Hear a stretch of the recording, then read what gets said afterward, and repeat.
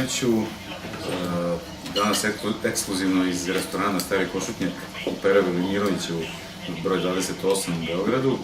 Razgovaramo sa gospodinom Milanovićem, jednim od vlasnika, osnivača ovoga sjajnog restorana i kluba, pa vas molim da nam ukratko predstavite ovo mesto gde se danas nalazimo. Dobro, najkraćim crtama ovaj program poziva klub Dijaspore pri restoranu Stari Košutnjak. Znači, ideja je okupljanje dijaspore kroz klub. Naime, u svetu sada živi preko 3 do 5 miliona Srba. Ovo je veliki kanal, Evropa, Srba, nadalje, niko ne može zaključiti tako tačan. Međutim, znači, mi smo, ja sam 46 godina u dijaspori, počeo sam 70 godina za uvijek da se vratim, ali sam radio stalno nešto sa Srbijom i sa Jugoslavijom. 140 puta sam otišao do Kanade i vratio se nazad. 140 puta. Tako sam u toku događanja svih, uvijek sam nešto radio sa Srbijom, s Jugoslavijom ponavljam. I ideja za Zovim je u stvari rađena u nekim ranim vremenima, kad je bilo sad je ponovo oživljeno da počnemo ponovo da spojimo, vršimo spajanje dijaspore sa Srbijom. Kako? Pa jedini način to je znači povezivanje privrednih subjekata i svega onoga što interesuje nekog iz Srbije za saradnju sa dijasporom, za odlazak tamo, za poslovanje i bilo šta. I odande za dijasporu da učimo neke usluge vezane za servis, uvoz, izvoz ili šta za svega onoga što zanima dijaspora. Da li tu postoji neka članarina, ono to da razjasni? Ne, mi radimo deo posla vezano za sve usluge prema dijaspori potpuno besplatno, s time ukoliko se radi o komercijalnim nekoj stvari, neki interes u poslu mora da postoji, što je normalno. Inače, nikakve članarine nemaju, svi dobiju članske karte potpuno besplatno, gratis, imaju popust od 15% i kad dođu recimo ovdje u klub dijaspore za ruče, večeraju ili da prave neku proslavu, znači mora se naplati registriraju svoj platiti kiriju i radnike i ostalo. Znači nema nikakvih uslova da budete član kluba, osim da ste iz dijaspore ili da ste odavde iz Srbije kao privredni subjekat ili individualno zainteresuje za neku saradnju. Pričali ste nam pre ovoga, da kažemo, početka razgovora, da ste imali jako važne i mnogobrojne sastanke na sajmu nameštaja. Evo, mi smo počeli sa sajmom nameštaja, to je naš prvi korak povezivanja.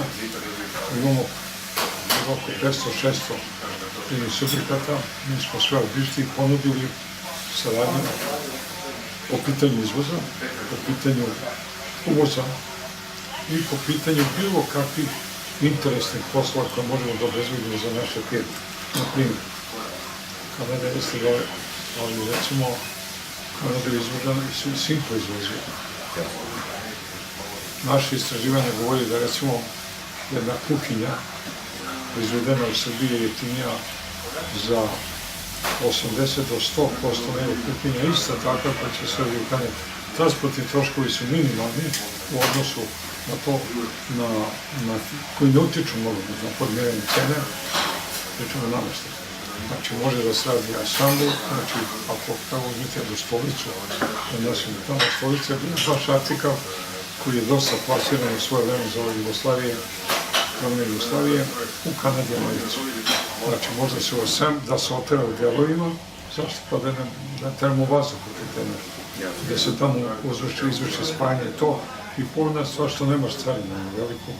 Tako da i možemo da ponudimo svim proizvođačima, znači, nastup na ovom tržište, s time što ako su neke veće kompanije, neka bolja ponuda, pristanemo čak da finansiramo dolazak stručnog lica koji bi na licu mesta sa potencijalnim kupcem imao šansu da popriča i da napravi eventualno neki dogovor vezan za kupoprodaju. to su naše neke, to smo radili nekim našim davnim vremenima, tako da bi to sad nastavili preko koje italijanske radi. Da to vi uskoro počinjete zvanično, vi ste praktično počeli da radite. Znači smo pre 7 dana. Da, Danas uskoro i imamo, zvanično. danas imamo sajam hrana prehrane. Da, etno sajam počinje. Etno sajam, tako završa se sutra, počinje sajam sporta. U sajmu prehrane mi imamo već za 10 dana prvi kontejner. Jer ponuda Srbije je najbolja od prehrane. Međutim, jednostavno, Srbija izvozi možda $1 milion godišnje za Kanadu i Ameriku. Pričamo o Kanadi i Americi. Znači, naš proizvod nije prepoznatljiv u Kanadi i Americi zato što su izvozili Hrvati i Slovenci koji izvoze oko 30 miliona na nekoj godišnjem nivou, a mi ne izvozimo više od 1 milion možda. I kod nas je sistem da individualno ovo vozi 2 poletone, vozi 3 poletone, 4 godine.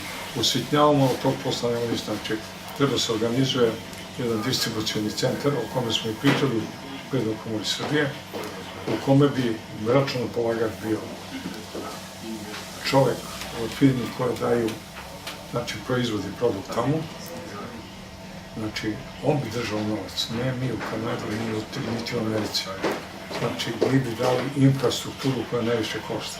Znači, mi bi o našem trošku iznajmili ili kupili objekat, kao neki asortiman, neka robna kuća, koji će bude, recimo, 10-15 hiljada skvenih stopa, to znači negde oko pre 1000 kvadratnih metara, gde bi tu roba došla u magazin i odatle se vršila distribucija.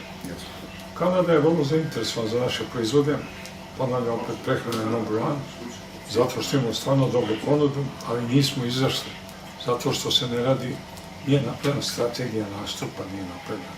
Strategija nastupa je, po nekom mom shvatanju, dijaspora prvi stepen, drugi stepen tek možemo da pričamo kad imamo lager tamo, o snabdevanju lanaca, radi i to. Šta mi ja da pričamo s nekim kad mi ne možemo je kontejner, a on ti traži da dotraš 5 kontejnera kisela bude, u 9 sati ujutru da bude na nekom dobu. To ne možemo, zašto? Ide roba preko okeana. Može na carinske barijere, kad mogu uvijek neko da nam postavi, jer ne može da nas baš mogu tamo, onda mogu i da nam postavi carinske barijere. Znači, ideja je da se napravi lager, i da se napravi asortiman robne kuće. Od prehrane pa nadalje, eto, crepe, interesantan. Interesantan je nameštaj. Pomenuo sam kuhinju jednu običnu, da je razlika u ceni ogromna. Odlučno da proizvodi neki simpol koji već postoji tamo i da se to uradi stručno, da se ne nabijaju cene, da se onome ko prihvata tu robu, znači napravi takva marža, a ne uplaši kupca tamo, treba ući na ovakve. Meni je jako drago da spomenuo prehranu, pošto mi ovo radimo za naš portal Recepti Kuvara online i volimo da pišemo i da raspravljamo i o ukusima i o hrani i ne samo u Srbiji, nego i u svetu. I za kraj bih volao samo da nam ukratko predstavite par rečenica šta je to ponuda restorana, pretpostavljam da je neka tradicionalna srpska kuhinja u pitanju. Restoran ovdje je pravljen tako da imamo našu srpsku kuvanu hranu i normalno roštilj i ostale stvari. Znači da vam ne čujem sad pojedinačno da li imamo danas pasulj, sutra imamo ćute, prek sutra imamo neke podvarake, naša kuhinja da raspolože sa kuvanom hranom i raspolože sa roštiljom. Tako da je to ponuda, posle ćete vidjeti malo kuru da pogledate kuhinju, to znači imamo ponudu baziranu na etno hranu. To nas, ovako kažem, najviše interesuje. Zašto? Zato što manje više, jel tako, sva istraživanja govore da tradicionalni način spremanja je u suštini najzdraviji način. Da smo zaboravili to nešto što je generalno tradicija svih naroda, a to je pečenje, to je jednostavno korišćenje zdravih namirnica i kreiranje zdrave hrane. Tako je. Evo u Kanadi ja sam sticam okolnosti kad sam ošao 70. Ja sam praktički bio prvi kabeđa berza, ja sam imao sa kabanom, ali eto sticam okolnosti, posle sam kapanom u Kanadi koja je pola bazela, Makedonca, koji stvari se da nije bilo ko zna kada. I mi smo imali isto tamo, od našeg Roštilja, Ćevapčića, pa nadalje do kovane hrane. Sada u Kanadi, nažalost, potrošna moć je za nevarovanje loša i isto za mnogo ljudi, tako da kafane naše praktički ne funkcionišu mnogo i teško je da nađete tamo lokal koji ima baš tu srpsku hranu i našu kulturu i srpsku. Ovdje mi smo se orijentisali zbog dijaspore, svaki naš iseljenik je željan da svrati i da pojete domaću hranu. Ima, hvala Bogu, vidio sam sad u Srbiji, dosta restorana koji imaju baš tu hranu i to treba tako i da se nastavi taj trend.